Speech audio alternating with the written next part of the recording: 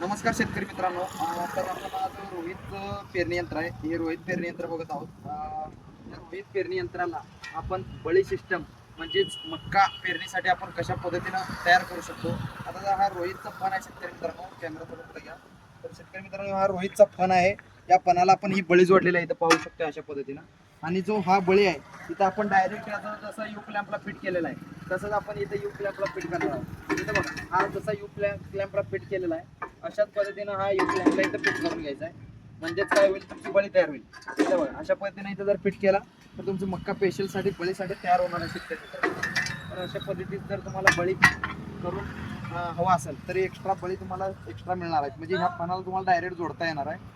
त्यासाठी तुम्ही ही बळी आहे का नाही खरेदी करू शकता. आमचा नंबर सुद्धा त्यामध्ये दिला जाणार आहे. त्या नंबरवरती तुम्ही कॉन्टॅक्ट करून जोडू शकता. आणि हा धरतीचा आहे, पण हा धरतीचा पण आहे आणि हा रोहितचा आहे. या दोन्ही पणात तुम्ही फरक पाहू शकताय. धरती असेल तुमचं आणि कोणते मोसम दिंड असेल किंवा अजून कोणतेही असेल, धरती रोहित मोसम असेल, यात कोणतेही प्रकारचं पेरणी यंत्र असेल तर संपूर्ण पेरणी यंत्राला तुम्ही अशा पद्धतीचं जोडून तुम्ही मक्का पेरणीसाठी स्पेशल वापरू शकता.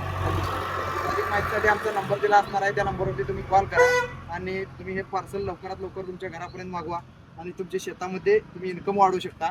आणि 2 in 1 आहे, तुम्हाला स्पेशल मक्याचं तेल घ्यायची गरज नाही, यामध्ये तुम्ही पेरू शकता. धन्यवाद.